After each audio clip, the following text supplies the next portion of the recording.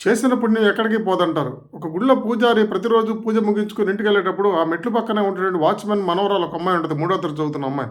ఆ పాపకి ఆ ప్రసాదం ఏదో ఒక మిగిలింది పొంగలో, పులిహోరో ఏదో ఒకటి ఆ పాపకి ఇచ్చి వెళ్తూ ఉంటాడు. అలా ప్రతిరోజు ఇస్తూ ఉంటాడు. ఒకవేళ ఆ పాప కనపడినట్లయితే ఆ వాచ్‌మెన్‌ని పిలిచి, "అరేయ్! ఈ ప్రసాదం మీ పాపకి పెట్టు" అని చెప్పి ఆయనకిచ్చి వెళ్తూ ఉంటాడు. ఈ పాపకి ఆ పూజారికి ఎంతో కొంత తెలియని ఒక అనుబంధం ఏర్పడి ఉంది. అలా ప్రతిరోజు ఆయన రావడం, ఈ అమ్మాయికి ప్రసాదం పెట్టడం, అలా ఒకవేళ రాకపోతే ఆయన కోసం వెయిట్ చేస్తూ ఉంటది. అక్కడ ఆడుకుంటా ఉంటది. ఆ గుడి మెట్ల కిందే. ఎందుకంటే పక్కనే ఆ గుడిసెలోనే ఆ వాచ్‌మెన్ ఉంటాడు. వాళ్ళతో పాటు ఈ పాప కూడా ఉంటదనమాట. ఒకరోజు పూజారి గారు రోజు వెళ్ళే టైంకి రాపోయేసరికి, "ఎందుకు రాలేదా పూజారి తాతయ్య పైకెళ్ళి చూసొస్తా" అని చెప్పి ఆడుకుంటున్న పిల్ల పరిగెత్తుకుంటా పైకెళ్ళింది. పైకెళ్ళేసరికి పూజారి గిలగిలా తన్నుకుంటూ ఉన్నాడు గుడిలో.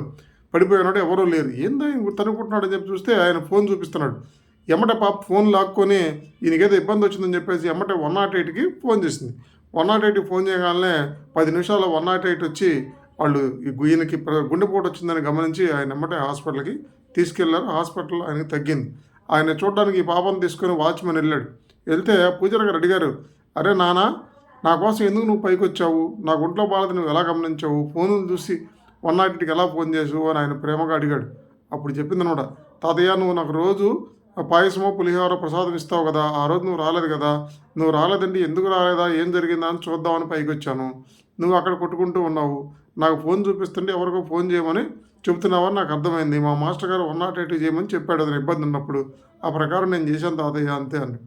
చూడండి వాళ్ళిద్దరి మధ్య ఒక పలకరింపు, ఒక బంధము, ఒక ప్రేమ, ఆయనిచ్చిన పులిహోర వాళ్ళిద్దరి మధ్య ఒక అటాచ్‌మెంట్ ఏర్పాటు చేసింది.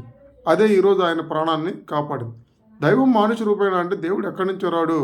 ఆ పాప రూపంలోనే ఆయన కాపాడటానికి వచ్చాడు.